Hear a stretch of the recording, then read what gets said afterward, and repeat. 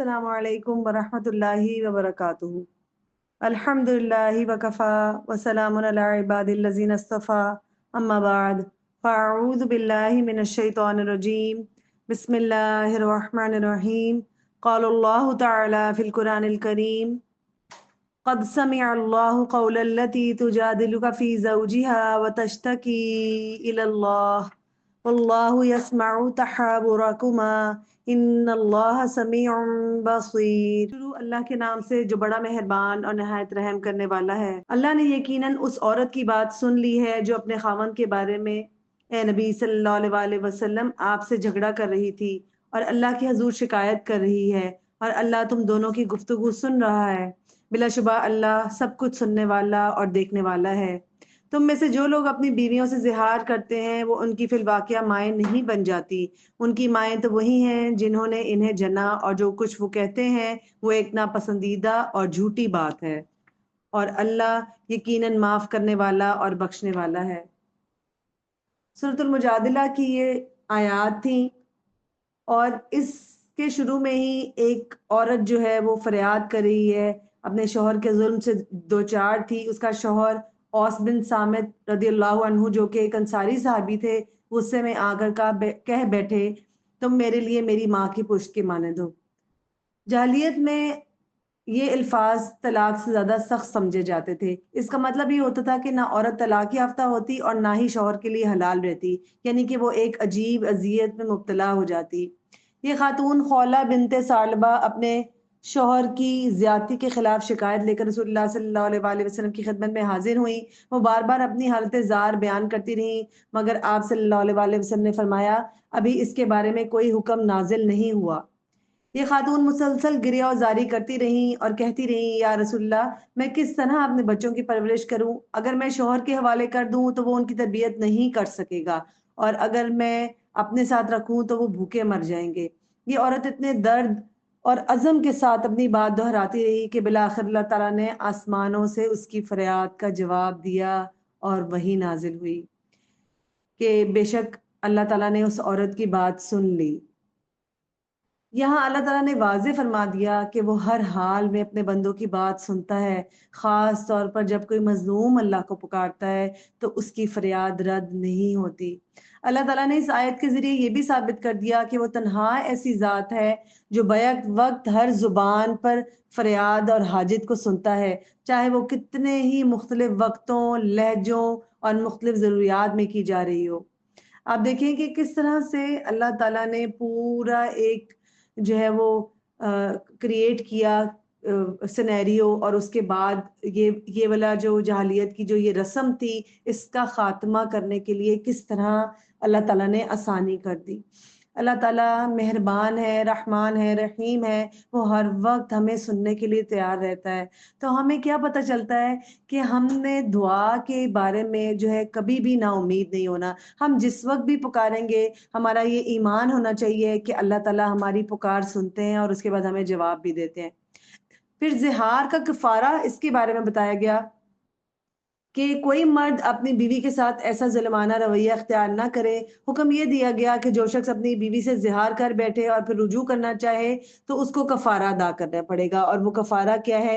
एक गुलाम का आज़ाद करना, और अगर ये मुमकिन ना हो तो 2 माह के मुसलसल रोज़े रखना, और फिर अगर ये भी नामुमकिन हो तो 60 मिस्कीनों को खाना खिलाना। यहाँ पे अल्लाह ताला ने औरतों के हकूक का तहफ़्फ़ुज़ भी किया और शौहरों को खबरदार किया कि वो अपनी बीवियों को ज़ुल्म और बेयकीनी की कैफ़ियत में ना डालें।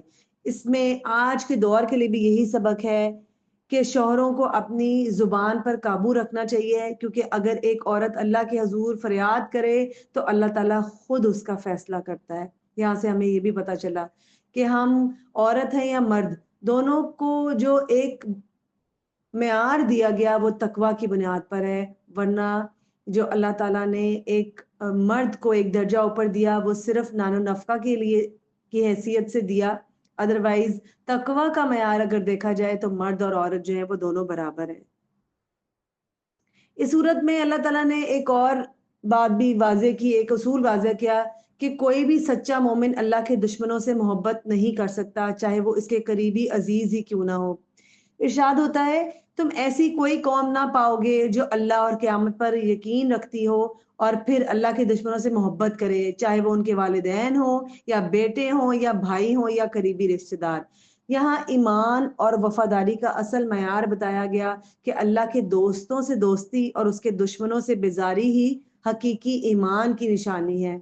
پھر اللہ تعالیٰ نے اس سورہ میں آداب مجلس کے بارے میں اصول بیان کیے کہ مجلس میں دو لوگ مل کر چپکے چپکے بات نہ کریں، کیونکہ اس سے تیسرا شخص بدگمان ہو سکتا ہے۔ یعنی محفل کے آداب سکھائے جا رہے ہیں۔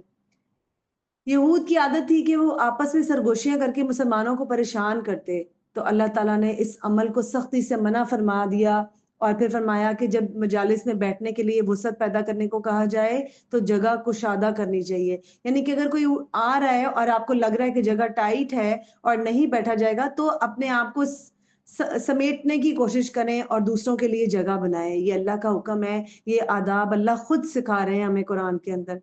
اگر کسی مجلس سے اٹھ جانے کا کہا جائے تو فوراً اطاعت کرنی چاہیے۔ اگر امیر ہے مجلس کا اور وہ آپ کو کچھ کہہ رہا ہے کہ آپ اٹھ جائیں اور چلے جائیں، یا کوئی بھی کام کرنے کو کہہ رہا ہے تو آپ نے اس امیر کی اطاعت کرنی ہے۔ پھر اللہ تعالیٰ یہاں پر منافقین کا انجام بتا رہے ہیں کہ ان کی دوغلی پالیسیوں کا ذکر ہے۔ یہ لوگ بظاہر مسلمانوں کے ساتھ ہوتے مگر اندرونی طور پر کفار کے ساتھی بنے رہتے۔ اللہ نے انہیں حزب الشیطان یعنی شیطان کی جماعت قرار دیا اور فرمایا کہ ان کا انجام ذلت و رسوائی ہے۔ جبکہ حزب اللہ کا بھی اللہ نے ذکر کیا، یعنی کہ اللہ کا گروہ، وہ کون ہوں گے؟ وہ اللہ کے فرما بردار بندے ہوں گے۔ اور پھر اللہ تعالیٰ نے ان کے لیے 4 عظیم انعامات کا اعلان کیا۔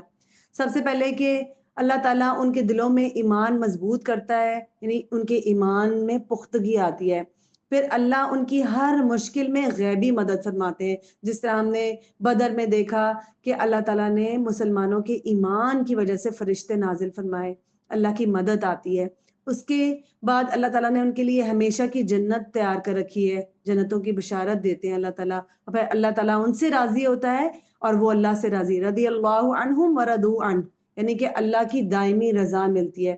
یہی وہ کامیاب لوگ ہیں، یعنی حزب اللہ جو ہے وہ کامیاب ہے، جو قیامت کے دن اللہ تعالیٰ کے سامنے سرخرو ہوں گے انشاءاللہ تعالیٰ۔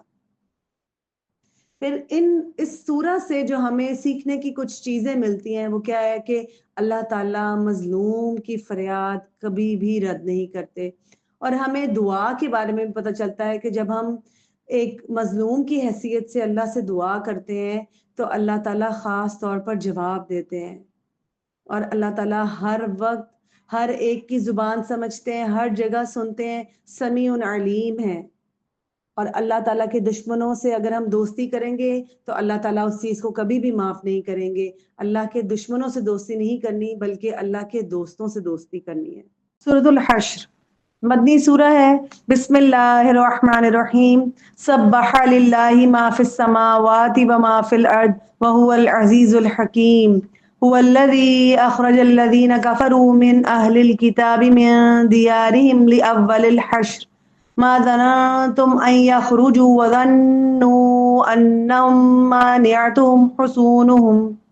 مانعتهم حصونهم من الله فأتاهم الله من حيث لم يحتسبوا وقذف في قلوبهم الرعب يخربون بيوتهم بأيديهم وأيدي المؤمنين فاعتبروا يا أولي الأبصار۔ شروع اللہ کے نام سے جو بڑا مہربان اور نہایت رحم کرنے والا ہے۔ آسمانوں اور زمین میں موجود تمام مخلوق اللہ کی تسبیح کر رہی ہے، اور وہی غالب ہے اور حکمت والا ہے۔ وہی تو ہے جس نے پہلے ہی حملے میں اہل کتاب کافروں کو ان کے گھروں سے نکال باہر کیا۔ تمہیں یہ خیال بھی نہ تھا کہ اپنے گھروں سے نکل جائیں گے، اور وہ یہ یقین کیے بیٹھے تھے کہ ان کے قلعے انہیں اللہ کی گرفت سے بچا لیں گے، مگر اللہ نے ایسے رخ سے انہیں آ لیا جس کا انہیں خواب و خیال میں بھی نہ تھا، اور ان کے دلوں میں ایسا رعب ڈال دیا کہ وہ خود ہی اپنے گھروں کو برباد کرنے لگے اور مسلمانوں کے ہاتھوں بھی کروانے لگے۔ پس اے اہل بصیرت عبرت حاصل کرو۔ سورۃ الحشر کی ابتدا میں حقیقت ایک واضح کی جا رہی ہے کہ زمین اور آسمان کی ہر چیز اللہ کی تسبیح کرتی ہے۔ اس سے یہ پیغام دیا گیا ہے کہ کائنات کا ذرہ ذرہ اللہ کے حکم کے تابع ہے اور کامیابی صرف انہی کے لیے ہے جو اللہ کی فرما برداری کرتے ہیں۔ تسبیح کی اہمیت تقریباً ہر پارے میں کسی نہ کسی انداز میں بیان ہوئی ہے کہ پوری کائنات میں ہر چیز جو ہے وہ اللہ کی تسبیح کرتی ہے سوائے جن و انس کے۔ کوتاہی ہم کرتے ہیں، اس کے علاوہ پوری کائنات جو ہے وہ تسبیح میں مصروف ہے۔ تسبیح تمام مخلوقات کے رزق کی کنجی بھی ہے، تسبیح کرنا صدقہ بھی ہے۔ ایک بار تسبیح کرنے سے زمین اور آسمان بھر جاتے ہیں۔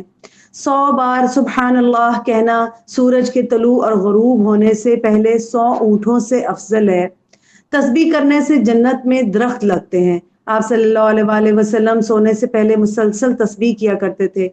یہ تمام فضائل ہمیں یہ احساس دلاتے ہیں کہ ہمیں تسبیح کی عادت ڈال لینی چاہیے اور یہ ہماری نجات کا بھی ذریعہ ہے۔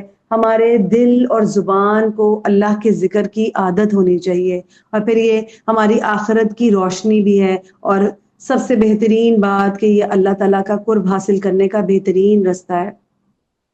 اس کے بعد مدینہ کے یہودی قبیلے بنو نذیر کا تذکرہ کیا گیا، جنہوں نے رسول اللہ صلی اللہ علیہ وآلہ وسلم کے ساتھ کئی معاہدے کیے اور پھر توڑ دیے۔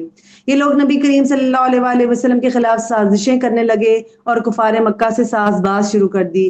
جب ان کی سازشیں حد سے بڑھنے لگیں تو اللہ تعالیٰ کے حکم سے انہیں مدینہ سے بے دخل کر دیا گیا۔ یہ یہودی سمجھتے تھے کہ ان کے مضبوط قلعے انہیں بچا لیں گے، مگر اللہ کے غضب سے کوئی قلعہ کسی کو نہیں بچا سکتا۔ چنانچہ وہ خود اپنے ہاتھوں سے اپنے گھروں کو مسمار کرنے پر مجبور ہو گئے اور ذلیل و خوار ہو کر مدینہ سے نکل گئے۔ اس کے بعد مال فہ جو ہے اس کا حکم دیا گیا۔ مال فہ وہ مال ہوتا ہے جو جنگ کیے بغیر حاصل ہوتا ہے، اور پھر احکامات نازل فرمایا گیا کہ یہ مال اللہ اور اس کے رسول کا حق ہے اور اسے مسکینوں، یتیموں، محتاجوں اور حاجت مندوں کی ضرورت کے لیے استعمال کیا جائے گا۔ اس موقع پر اہل ایمان کو ایک سنہری اصول دیا گیا کہ جو کچھ رسول تمہیں دیں اسے لے لو اور جس سے روک دیں اس سے رک جاؤ۔ اللہ تعالیٰ فرماتے ہیں قرآن میں وَمَا آتَاكُمُ الرَّسُولُ فَخُذُوهُ وَمَا نَهَاكُمْ عَنْهُ فَانْتَهُوا وَاتَّقُوا اللَّهَ إِنَّ اللَّهَ شَدِيدُ الْعِقَابِ۔ جو کچھ تمہیں رسول دے وہ لے لو اور جس سے روکے اس سے رک جاؤ اور اللہ سے ڈرتے رہو، اللہ یقیناً سخت سزا دینے والا ہے۔ نیز فے کا یہ مال ان محتاج مہاجرین کے لیے ہے جو اپنے گھروں اور جائیدادوں سے نکال دیے گئے۔ اب یہاں پر اللہ تعالیٰ نے یہ بھی بیان کر دیا کہ مال فے جو ہے وہ کس کو دیا جائے گا اور کس کو نہیں دیا جائے گا، یعنی کہ وہ مہاجرین کے لیے تھا۔ یہ آیت آج بھی ہمارے لیے مشعل راہ ہے، ہمیں زندگی کے ہر معاملے میں رسول اللہ صلی اللہ علیہ وآلہ وسلم کی سنت اور تعلیمات پر عمل کرنا سکھاتی ہے کہ جو کچھ بھی جس چیز کا حدیث میں ہمیں حکم ہے ہم نے اس کے اوپر عمل کرنا ہے اور جس بات سے ہمیں روکا گیا اس سے ہم نے رک جانا ہے۔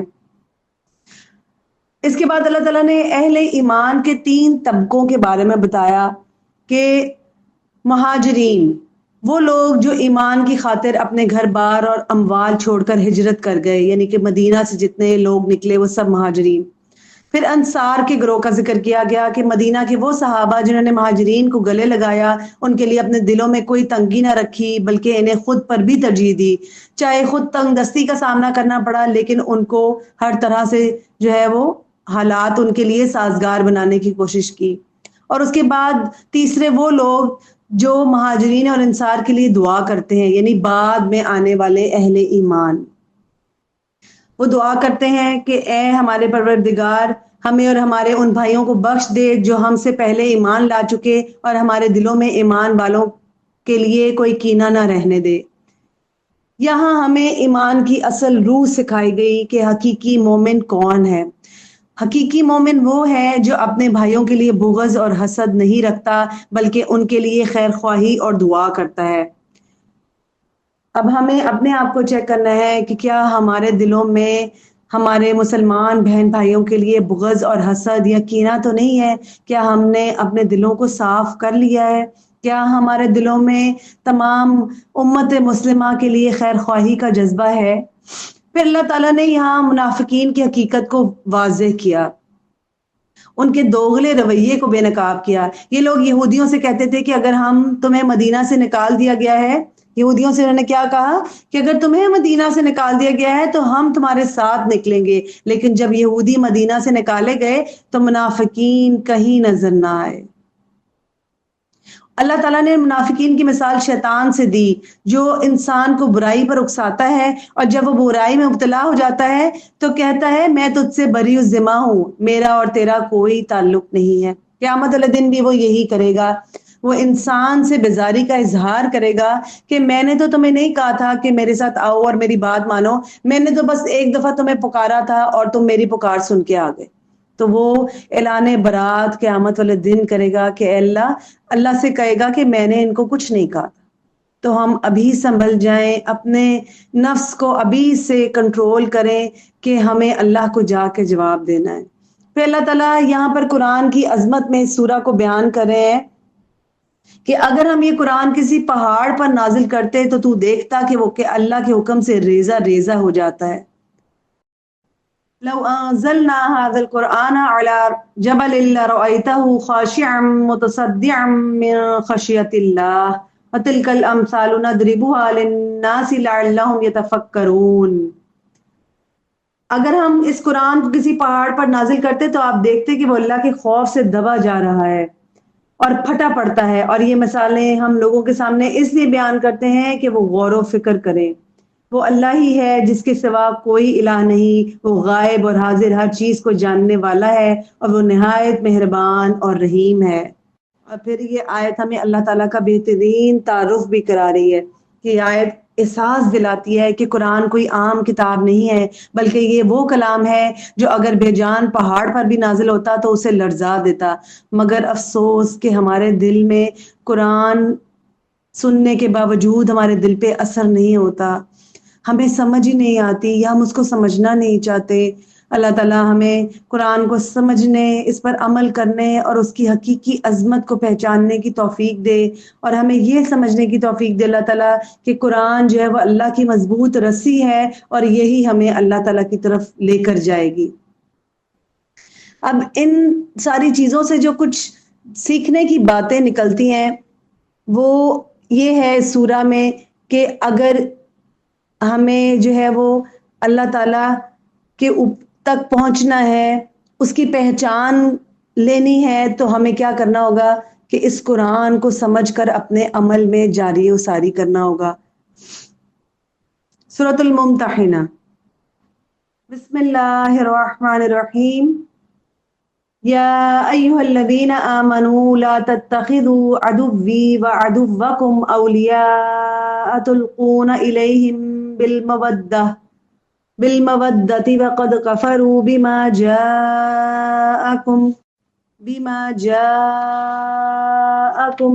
من الحق يخرجون الرسول وإياكم أن تؤمنوا بالله ربكم إن كنتم خرجتم جهادا في سبيلي وابتغاء مرضاتي تسرون إليهم بالمودة وأنا أعلم بما أخفيتم وما أعلنتم ومن يفعله منكم فقد ضل سواء السبيل۔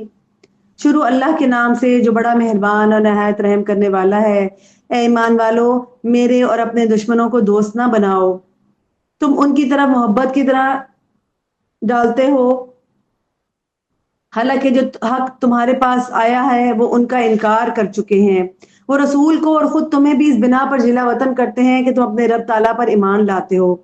اب اگر تم میری راہ میں جہاد اور میری رضا جوئی کی خاطر نکلے ہو تو خفیہ طور پر انہیں دوستی کا نام و پیغام نہ بھیجتے رہو، حالانکہ جو کچھ تم چھپاتے ہو اور ظاہر کرتے ہو میں اسے خوب جانتا ہوں، اور تم سے جو بھی ایسا کام کرے گا وہ سیدھی راہ سے بھٹک گیا۔ اس سورہ میں اللہ تعالیٰ اہل ایمان کو تاکید فرما رہے ہیں کہ اسلام کے دشمنوں سے دوستی نہ لگائیں۔ ابھی پچھلی سورہ میں بھی ہم یہی باتیں پڑھ کر آ رہے ہیں۔ جو اللہ اور اس کے رسول کے دشمن ہیں ان سے محبت رکھنا ایمان کے خلاف ہے۔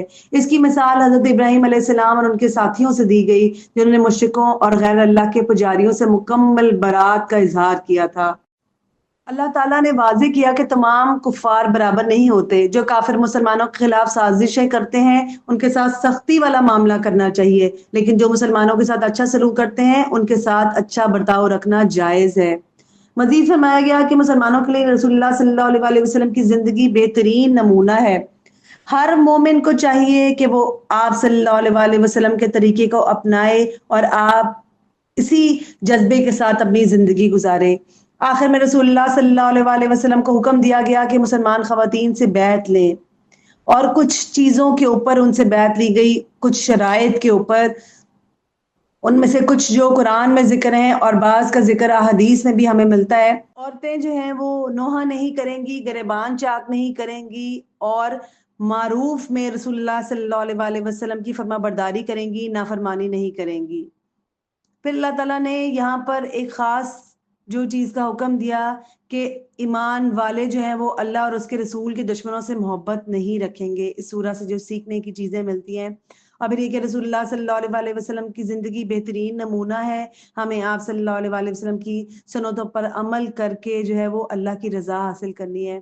اور مسلمان خواتین کو ایمان، عفت اور اخلاقیات کا پابند ہونا چاہیے، جیسا کہ بیعت کے اصول بیان کیے گئے ان سے ہمیں یہ چیزیں پتہ چلتی ہیں. سورہ صف مدنی سورہ ہے. بسم اللہ الرحمن الرحیم. سبح للہ ما فی السماوات وما فی الارض وهو العزیز الحکیم. یا ایھا الذین آمنوا لم تقولون ما لا تفعلون کبر مقتا عند اللہ ان تقولوا ما لا تفعلون.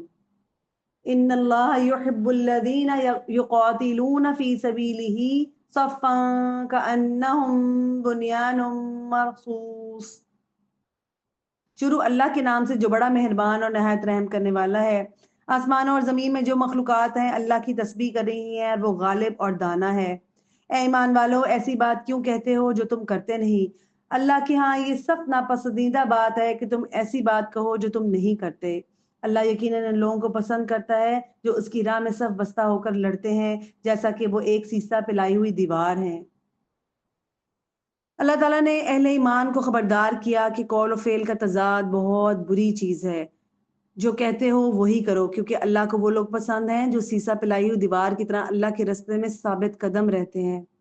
پھر یہاں پر عیسیٰ علیہ السلام کی پیشن گوئی کا ذکر کیا گیا، جس میں انہوں نے نبی کریم صلی اللہ علیہ وسلم کی آمد کی بشارت اپنی امت کو دی تھی. اللہ نے ایمان والوں کو ایک نفع بخش تجارت بتائی جس کا سرمایہ ایمان اور جہاد فی سبیل اللہ ہے، اور جس کا انعام دوزخ کے عذاب سے نجات اور جنت کی صورت میں کامیابی ہے. مسلمانوں کو ترغیب دی گئی کہ وہ اس تجارت میں شامل ہوں اور رسول اللہ صلی اللہ علیہ وسلم کے سچے جانثار بنے، جیسے حضرت عیسیٰ علیہ السلام کے حواری بنے تھے. ان آیات سے جو ہمیں اسباق ملتے ہیں وہ یہ کہ قول و فعل میں تضاد اللہ کو پسند نہیں ہے، اور اللہ تعالیٰ ان لوگوں سے محبت کرتا ہے جو ثابت قدم رہتے ہیں. اور پچھلے پاروں میں ہم نے یہ بھی پڑھا کہ جو لوگ ثابت قدمی دکھاتے ہیں پھر اللہ تعالیٰ ان کے اوپر فرشتے نازل کرتے ہیں جو ان کے دلوں کو سکون بخشتے ہیں.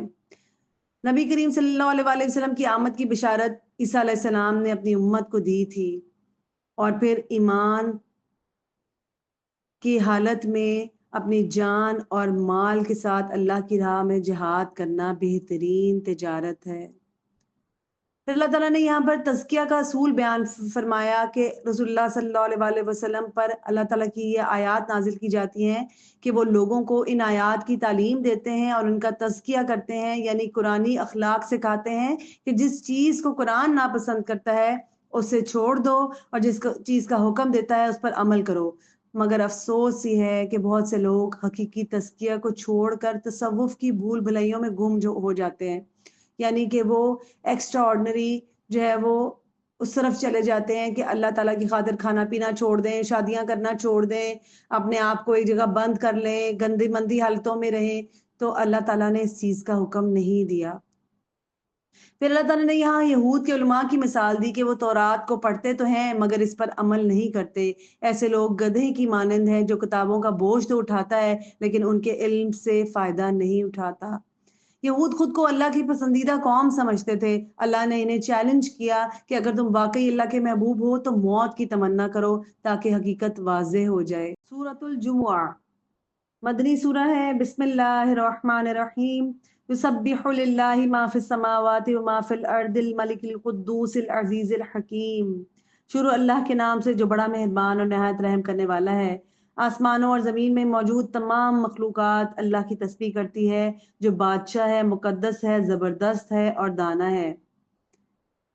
اللہ تعالیٰ نے اس سورہ میں تزکیے کا اصل طریقہ بیان فرمایا کہ رسول اللہ صلی اللہ علیہ وآلہ وسلم پر اللہ کی آیات نازل کی جاتی ہیں، وہ لوگوں کو ان آیات کی تعلیم دیتے ہیں اور ان کا تزکیہ کرتے ہیں، یعنی قرآنی اخلاق سکھاتے ہیں کہ جس چیز کو قرآن ناپسند کرتا ہے اسے چھوڑ دینا ہے اور جس کا حکم دیتا ہے اس پر عمل کرنا ہے۔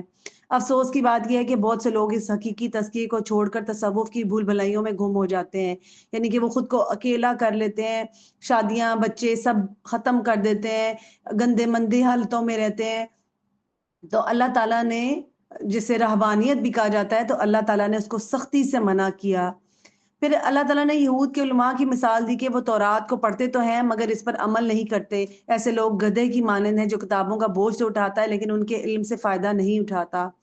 یہودی خود کو اللہ کی پسندیدہ قوم سمجھتے تھے۔ اللہ نے انہیں چیلنج کیا کہ اگر تم واقعی اللہ کے محبوب ہو تو موت کی تمنا کرو تاکہ حقیقت واضح ہو جائے، لیکن انہوں نے ایسا نہیں کیا۔ موت سے تو ان کو بہت ڈر لگتا تھا۔ اور سورہ جمعہ کے آخر میں اللہ تعالیٰ نے جمعہ کے آداب بیان کیے کہ جب جمعہ کی اذان ہو تو فوراً کاروباری سرگرمیاں چھوڑ کر نماز کے لیے آنا چاہیے، اور جب نماز مکمل ہو جائے تو اللہ کا فضل یعنی رزق کی تلاش میں لگ جانا ہے۔ اصل کامیابی اللہ کے ذکر کی کثرت سے ملتی ہے، کیونکہ اللہ کے ہاں جو کچھ ہے وہ دنیا کی دوڑ دھوپ سے کہیں بہتر ہے۔ سورۃ التحریم مدنی سورہ ہے، اور اس سورہ میں رسول اللہ صلی اللہ علیہ وسلم کو نصیحت کی گئی کہ وہ اپنی ذات پر کوئی چیز حرام نہیں کریں گے جو اللہ تعالیٰ نے حلال کی ہے۔ یہ آیات اس وقت نازل ہوئی جب رسول اللہ صلی اللہ علیہ وسلم نے گھریلو حالات کی وجہ سے 1 مہینے کے لیے اپنی بیویوں سے علیحدگی اختیار کر لی تھی۔ تو اللہ تعالیٰ نے اہل ایمان کو نصیحت کی کہ اپنے آپ کو اور اپنے گھر والوں کو جہنم کی آگ سے بچائیں، یعنی ایمان اور عمل صالح ہوں، اس کو اپنائیں اور اپنے اہل و عیال کو بھی نیکی کی راہ پر لگائیں۔ پھر اللہ تعالیٰ نے اس میں 2 بد عمل عورتیں اور 2 نیک عمل عورتوں کا ذکر کیا۔ ایک تو نوح اور لوط علیہ السلام دونوں کی جو بیویاں تھیں، وہ انہوں نے ان کی کچھ برے اعمال کی وجہ سے اللہ تعالیٰ نے ان کو پیچھے چھوڑ جانے کا حکم دیا، اور جس کی وجہ سے کچھ بدعمالیوں کی وجہ سے ان کو ناکامی ملی۔ اور 2 خواتین جو نیک تھیں ان کا ذکر کیا، آسیہ اور حضرت مریم علیہ السلام، دونوں کا جو ایمان والی تھی اور نیک عمل کی وجہ سے کامیاب ہوئی۔ تو آج ہم عورتیں جو ہیں وہ اپنے آپ کو چیک کر لیں کہ ہم کس جگہ کھڑی ہیں، کیا ہمارا ایمان اللہ کے ہاں قابل قبول ہوگا، کیا ہم اپنے شوہروں کے ساتھ جو ہے وہ وفاداری نبھا رہی ہیں، اپنے گھر کو اچھے طریقے سے چلا رہی ہیں، کیا ہم اپنے اولاد کی پرورش اچھے طریقے سے کر رہی ہیں، جو بھی ڈیوٹیز اللہ تعالیٰ نے ہمیں اس دنیا میں رہنے کے لیے دی ہیں کیا ہم وہ اچھے طریقے سے پورے دل کی خوشی کے ساتھ نبھا رہے ہیں۔ اللہ تعالیٰ ہم سب کو نیک اعمال کرنے کی توفیق عطا فرمائے۔ اور پھر کچھ چیزیں اہم بنیادی جو ہم نے آج سیکھی کہ اللہ تعالیٰ کے حلال کو حلال ہی رہنے دینا ہے، اس کے اپنے اوپر حرام نہیں کرنا، اور پھر زہار کے قانون کا پڑھا کہ وہ ایک غلط چیز ہے۔ پھر ہم نے جمعہ کے آداب سیکھے کہ ہر کام کو بند کر دینا ہے اور جمعہ کی تیاری کرنی ہے۔ پھر منافقون کے بارے میں پڑھا گیا کہ جو ہے وہ کیا ہے منافقین کے، انہوں نے اللہ کے ساتھ جو ہے وہ ان کا دلی لگاؤ نہیں ہوتا بلکہ وہ دنیا کی خاطر اپنا ایمان بدل لیتے ہیں۔ ہم اپنے آپ کو چیک کر لیں کہ کیا ہم دنیاوی اپنے فائدوں کی خاطر جو ہے وہ اپنا ایمان تو نہیں بیچ دیتے۔ اللہ تعالیٰ ہم سب کی حفاظت فرمائے، ہمارے ایمان کی حفاظت فرمائے، ہمارے اعمال کی حفاظت فرمائے، اور ہمیں اپنی رضا میں رہنے والا بنا لے اور ہمیں اپنے لیے خالص کر لے۔ آمین یا رب العالمین۔ وآخر دعوانا ان الحمد للہ رب العالمین۔ سبحانک اللہم وبحمدک، نشہد ان لا الہ الا انت، نستغفرک ونتوب الیک۔ السلام علیکم ورحمۃ اللہ وبرکاتہ۔ آمین یا رب العالمین۔